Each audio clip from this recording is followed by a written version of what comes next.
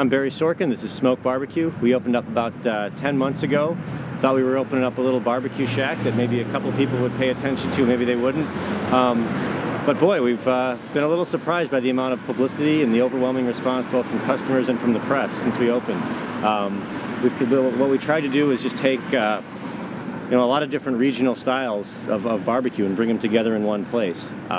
We've got Texas-style brisket, we do Memphis-style ribs, we do Carolina-style pulled pork. We have a couple of different sauces that we put together with those. And we tried to create a bunch of side dishes that we thought really complemented those. Excuse me for a second. Hey. Yeah, if you can pick up some almonds on your way in, if you want to stop at Jetro and pick up some sliced almonds. Bye. Who's that? That was one of my partners. That was Al. He's the really picky one I was talking about earlier. And I mean that in the best possible way. And that can't be overstated, the picky part. You're looking at the most critical human on the planet. Critical in which way? Al does a lot of things here. He spends a lot of time making us crazy. He's probably the pickiest of all of us. This is the man who found the flaw in the concept of perfection. And that flaw is that perfection's no good, you gotta leave a little room for improvement. It's good to have somebody that walks around finding fault in everything, and that's what he's done all his life. Okay. So what are you gonna show us here this morning? We're gonna focus a lot on our beef brisket. It's really become one of the specialty items here at Smoque, and ironically, it's something we almost didn't put on our menu. Chicago has not really historically been a brisket town. Mostly barbecue to Chicagoans means ribs. This is where we keep our wood. We use a mixture of apple and oak to smoke all of our meats. The apple lends a nice sweetness.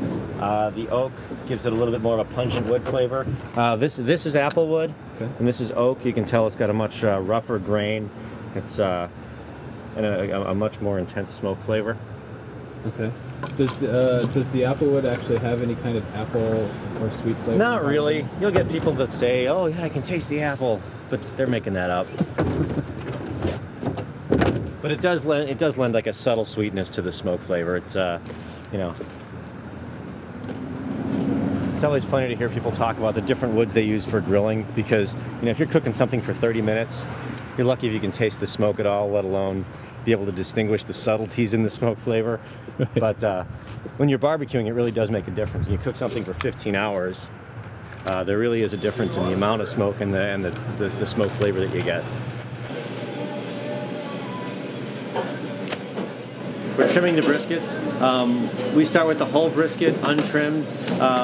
We like to leave about a 1/4 of an inch layer of fat across the top. We cut out some of the middle fat that doesn't melt away, just kind of sits there. But you need to leave a good bit of fat on the brisket in order for it to stay moist during cooking. This is our barbecue rub. We use this on virtually all of our meats. It's our own blend of about 13 or 14 different ingredients.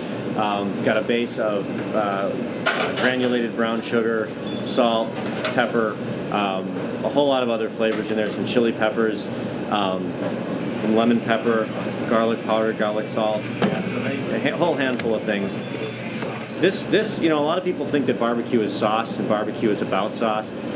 I think this is the stuff. This is what makes it what it is. This is the stuff you put on all the meat.